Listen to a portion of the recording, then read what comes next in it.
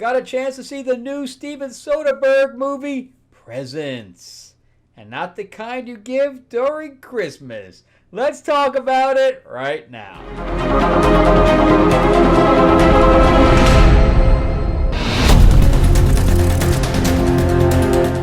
Welcome back to the channel, everyone. Thank you so much for spending time with me as we rant about movies, comic books, and television shows, as well as the occasional board game.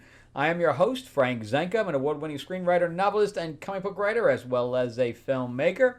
And yeah, I'm going to look at this a little bit from a filmmaker's point of view. I'm going to point out some of the production stuff in this film. But let's talk about Presents. So this was, again, directed by Steven Soderbergh and stars Lucy Liu. She is the only name that you will recognize in this film. And on top of that, it was written by David Koepp, who is an on-again, off-again writer. He's written a lot. He's written 40 films. And Soderbergh has another film coming out with him later on as well. This film only cost $5 million. So it was a very smart write. I'm not sure it was a good write. So put it this way, his last film that he did was Indiana Jones and the Dial of Destiny. That tells you all you need to know right there.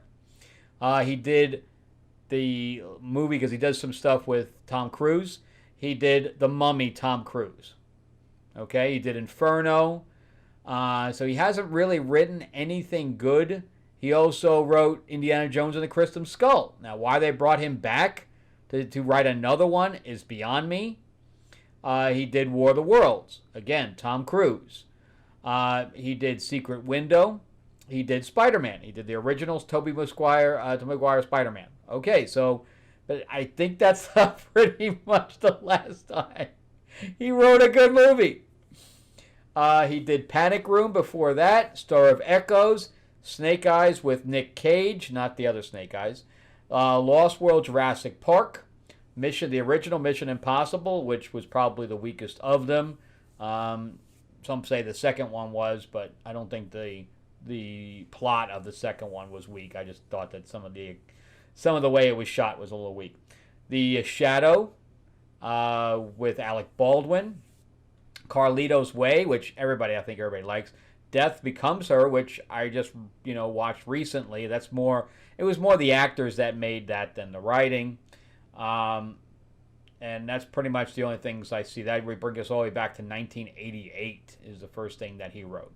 So it looks like he had a pretty good career, and then he just kind of lost his way creatively, but he keeps still getting gigs on very, very high budget films. And of course, everybody knows who Steven Soderbergh is. But the way this movie was written intelligently is that it had they probably decided that he was going to see if he could write something that was very contained, and then he probably raised the money very quickly and said, hey, let's just shoot this for $5 million. We'll shoot it over a 3-week period of time and just be done. We'll get Lucy Liu, which he probably was friends with, and that was the end of that. So the way it was written intelligently is that it's not a horror movie. So if you're going to see a ghost horror movie, like some of the other, like Insidious or anything like that, this is not it. This is not serial killer ghost situation. Not Poltergeist, anything like that. Amityville, nothing like any of those. So it's told from the point of view of the ghost. And that poor Steadicam guy, because he was working every day, probably 12 hours. That thing, on his days off, he probably just didn't get out of bed. Because the camera is the character. Okay? And of course, they can't see the ghost. So what's great about that is the ghost can't leave the house. So therefore, you're only stuck with one location. You have only one location, period. Because the ghost can't leave the house. So that's what was smart about it, is that we understand that we can only see this thing from the point of view of the ghost, and therefore the limited location thing doesn't feel like it's low budget. Like sometimes it stretches to keep something at one location and just feels unnatural. Where this didn't. However, this does feel like a gimmick, and halfway through the film, even like a half hour, 40 minutes in this film, I'm like, I can't take this first person thing anymore. I just can't take it. Just shoot it normally. And I think that was to the detriment. So eventually the gimmick becomes detrimental to the film. Where I think if they shot it from the ghost's point of view for the first half, and then it switched to the point of view of, not from the point of view of, but on a third person, because the special effects that happen, which are pretty cool because the ghost is touching things that you don't see a hand or anything like that, so it's making books move and stuff like that, and it's happening very organically, but there's no hands or anything else. The hands are obviously whoever's lifting that stuff up, their hands are painted out digitally. But the writing here is just not good. The cast is very good for the most part. The guy who plays Taserface in Guardians of the Galaxy 2, he plays the dad here. Lucy Liu is given absolutely nothing to work with. She is so miscast and misused in this thing. It's crazy. No, actually, the only person that's really miscast, well, her character sucks. That's the problem. Her character sucks. And the dad is miscast. Because the whole family unit doesn't feel like a family unit. And I think that is because of that first person point of view of the camera. It's making everything feel uneasy, which I think is part of the point. But when that's done, it makes the actors, it makes the scenes feel weird. Because you have this camera dipping in and out, and I think all that camera movement is playing with the actors, where the actors can't really act because this camera keeps going all over the place. And I think it was to a detriment of their performances, absolutely. But anyway, Lucy Liu, she and all the actors here must be huge because it says that she's 5'3", Lucy Liu, but I think she's really like 5'1". And she's wearing like 6-8-inch heels all the way through this, except for one scene where she has sneakers on, and she looks like a midget compared to everybody, including the kids. So I think that the dad should have been Asian too. I think it should have been an Asian film across the board, except for the boyfriend. But again, it's not a horror movie. And before we continue, remember to give me a like, give me a subscribe if you can. And on top of that, I am a award-winning screenwriter, as I said. Plus, I do novels and comics and stuff like that. So here is my Amazon link. It's in the description below. But you just have to go to Amazon.com and put my name in, and you'll see all my stuff. I write sci-fi. I have a biography from World War II. I write fantasy. I write graphic novels. Everything pretty much is in there, and then my sci-fi is also on Audible. Plus, we hooked up with Moonstone Books. We're going to have a live stream, so if you ever wanted to learn how to write or whatever else, we're going to have some award-winning novelists that are working on the new Green Hornet anthology. This is not it, but I wanted to show you what Moonstone has done in the past. And Timothy Zahn, who wrote the original Thrawn, is helming this anthology. It's a 90th anniversary. Kevin J. Anderson, who wrote for Dune, just a pile of them, but they won't be on the stream, but a bunch of the other writers will be on the stream. So you can click also the link below there and get on the stream. It's going to also be on my YouTube channel, so you could also check out my YouTube channel, and you'll find it there. It is going to be on the 30th at 8 p.m. EST, 5 p.m. PST. I suggest you make it because it's going to be lots of fun. And it's going to be the launch party for the anthology. So also, which is also in the link below, or you can go to greenhornetnoir.com and get notified of that, because that's going to be lots of fun too. All right, it's going to be a hardcover book, but definitely check that out. All right, so let's jump back into presents. So, not those kind of presents. So here you only have a limited amount, which is why they were able to keep the budget so small. So you had Lucy Liu. Chris Sullivan plays Chris. Lucy Liu plays Rebecca. That's an awful name for Lucy Liu. She looks nothing like a Rebecca. Sorry. They should have changed the name. Julia Fox plays the realtor. She's in for 5 seconds, and that's it. Kalina Lang, I think she was the standout. The father had the best character development, but I think Kalina Lang, she has probably the best performance. Then you had Eddie Madej. He plays the brother, and then you have the boyfriend, of which I don't know where he's here. They have one scene where a bunch of the painters come in, but that's it. Oh yeah, West Mulholland. He plays Ryan. He plays the boyfriend. And then you had just 3 random painters that came in for one scene, and that was it. So it's very interesting. Now, think of this on the production side. I don't know if you guys have taken my class or at all, but those of you who have taken my class, I'm going to have class on Udemy. I finally decided to do a filmmaking class I record. It's going to be 6 hours. It's going to be on Udemy. I'm going to be probably uploading that some next week sometime. But anyway, let's think about it from a production standpoint. So here's the different facets of the house, right? So they rented a house, but when the Lucy Liu first comes in, they're buying the house. Just like really any other ghost movie, they're buying a house, they're moving in for the first time, all that stuff, right? And the house is empty, right? So there's no furniture. So think about that. So on a production standpoint, which are you going to shoot first?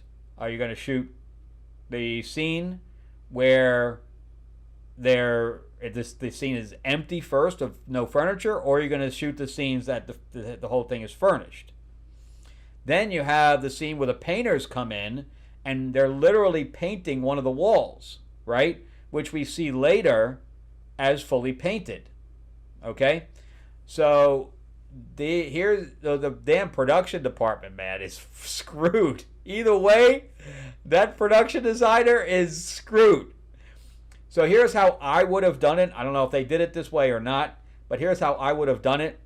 I would have had the production designer and all of his team go in first, have the whole thing all ready to go with all the furniture, all the knickknacks, the books, the photos, everything in there. This way they have a week at most, maybe 10 days on a $5 million budget, maybe 10 days to go in there, and which is 2 weeks basically, to go in there, and which means you're also renting the house for 2 weeks, right? So you're renting the house for almost 2 months. Just saying. Because if you're shooting for 3 weeks and you have 2 weeks, that's 5 weeks right off the bat. So you might as well have rented it for 2 months. Just saying.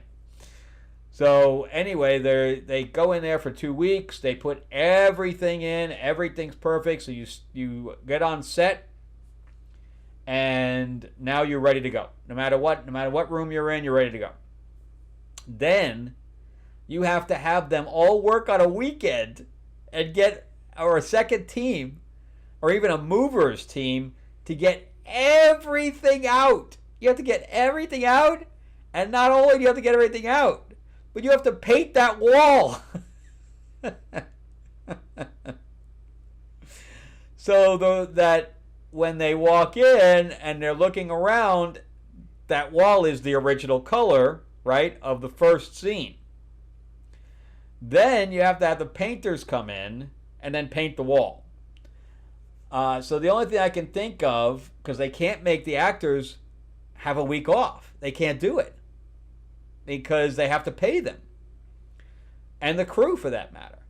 So they may have stretched it to a 3-day weekend. But that's it. If anything, they had 3 days to get every piece of furniture out of that house and put it where? If they rented it all, which would have been the smartest thing, it's probably more expensive, but they probably rented it all or bought it and then returned it and returned it to an empty house. I don't know. It depends on what the house looked like when they first rented it. As I don't know. I have no idea. I doubt it was the original furniture in there. They probably rented an empty house, is what I would think. So yeah, so that would be my thing. I would start it out fully furnished and shoot it backwards. You know, where you're ending with the first few scenes. But anyway, so I think the gimmick worked for like the first 20 minutes. After that, I think it was detrimental to everything. They started a storyline with Lucy Liu doing something illegal. Never paid off. Just letting you know, don't wait plot-wise for that ever to pay off. It never does. And then on top of that, the ghosts themselves, what do we learn about them? Because obviously we want to learn about why the ghost is there. Do we learn anything about the ghost? Not a thing. Not one thing do we learn. Nothing. It's bad. The writing on this is extremely poor. Extremely poor. And again, they do not feel like a family unit. Then we have this very odd scene with Lucy Liu and her son, where it almost looked like she was coming on to him. It's very odd. She's touching his hand, and she's, you know, you're my favorite. I never felt more close to a human being. It just came off very creepy. Very creepy. And we have kind of a nice relationship between Chloe, which is Kalina's character, and the dad, Chris, which is also his real name. And I like their relationship, but again, he feels like a complete outsider. It just doesn't feel like a family unit. Like when I watch Superman and Lois, I can believe that those people are a family unit. Like those people get along. They treat each other like kids and parents. Where here, I almost expect the kids to start calling them by their first names because it feels so disconnected. So if you haven't gathered already, I didn't like the movie. I didn't like it at all. Like I said, it wasn't scary. It was not really predictable because I did have a question about the boyfriend all the way through. And the gimmick destroyed it. As far as I'm concerned, it destroyed the performances. I thought some of the casting was off, especially for the dad, even though he did a good job. But there was no chemistry between any of the characters. It just didn't happen. So to me, it was just a completely disjointed, throw this shit against the wall and see if it works kind of thing. Which, as far as I'm concerned, it didn't. I will never watch this movie again. So as far as I'm concerned, if I was going to rate it, I'm going to rate it a 4 out of 10. Sorry. It's not a recommend for me.